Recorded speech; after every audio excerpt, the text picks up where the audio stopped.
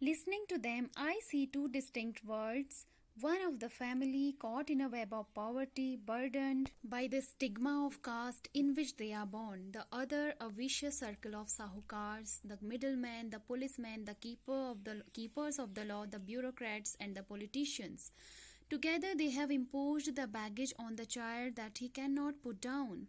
Before he is aware, he accepts it as naturally as his father.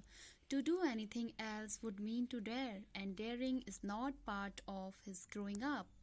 When I sense a flash of it in Mukesh, I am cheered. I want to be a motor mechanic, he repeats. He will go to a garage and learn, but the garage is a long way from his home. I will walk, he insists. Do you also dream of flying a plane? He is suddenly silent. No, he says, staring at the ground. In his small murmur, there is an embarrassment that has not yet turned into regret. He is content to dream of cars that he sees hurtling down the streets of its town. Few airplanes fly over Firozabad. The writer says that listening to a group of young men, she realized that there were two distinct worlds. वो ये realise करती हैं कि वहाँ पे दो different kinds के लोगों की दुनिया है. One of the family caught in a web of poverty, burdened by the stigma of caste in which they are born. एक तरफ तो ऐसी फैमिलीज हैं जो एकदम गरीबी के जाल में बुरी तरीके से फंसी हुई हैं. Burdened by the stigma of caste in which they are born. Stigma means dishonor. And they are the victims of casteism also. और बैंगल मेकर्स की कास्ट में वो पैदा हुए हैं, जिस वजह से वो इन सारी प्रॉब्लम से निकल नहीं पाए हैं. The other a vicious circle of the sahukars, the middlemen, the policemen, the keepers of the law, the bureaucrats and the politicians. और जो दूसरे लोगों की बात राइटर कर रही है वो कौन है? वो एक vicious circle means cruel circle, जिनके मन में इन बेचारे गरीब लोगों के लिए बिल्कुल भी दया नहीं है, काइंडनेस नहीं है. ये ग्रुप है साहूकार्स का, मिडिलमैन का, पुलिसमैन का, कीपर्स ऑफ लॉ यानी कि कानून के रखवालों का, द ब्यूरोक्रेट्स नौकरशाहों का और पॉलिटिशियंस का. Together they have imposed the baggage on the child that he can not put down.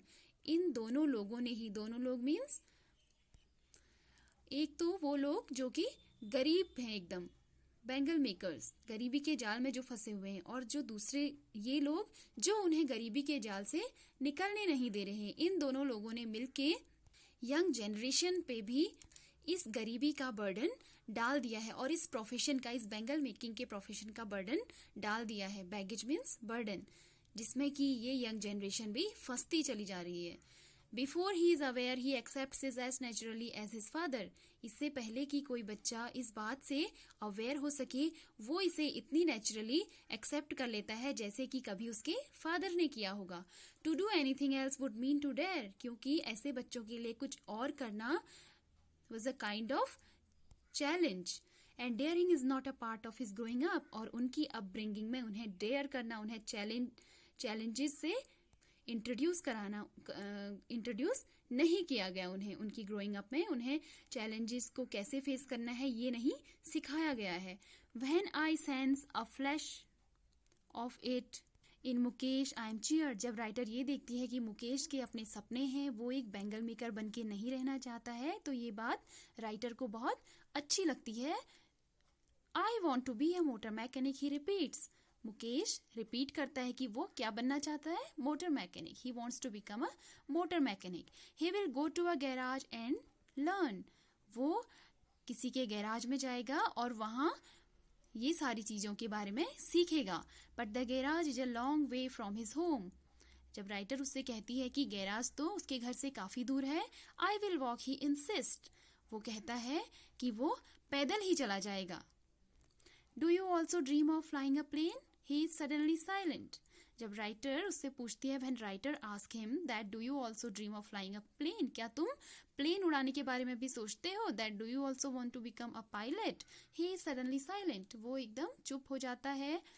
No he says, वो कहता है नहीं. Looking staring at the ground, नीचे जमीन की ओर देखते हुए वो कहता है नहीं. In his small murmur there is an embarrassment that has not yet turned into regret. Writer is saying this because अभी भी मुकेश के सपने जिंदा हैं. उसका एक सपना है मोटर मैकेनिक बनने का, और उसे पूरा करने का जज्बा, उसे पूरा करने का पैशन अभी भी उसमें है. He is content to dream of cars that he sees hurtling down the streets of his town. क्योंकि उसने अपने आसपास सिर्फ कार्स ही देखी हैं, इसीलिए उसने मोटर मैकेनिक बनने का सपना देखा है.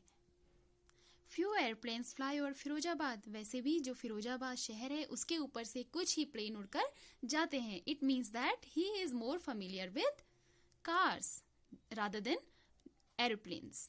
So, in this chapter, Lost Spring, the writer tells us about her interaction with children from deprived backgrounds.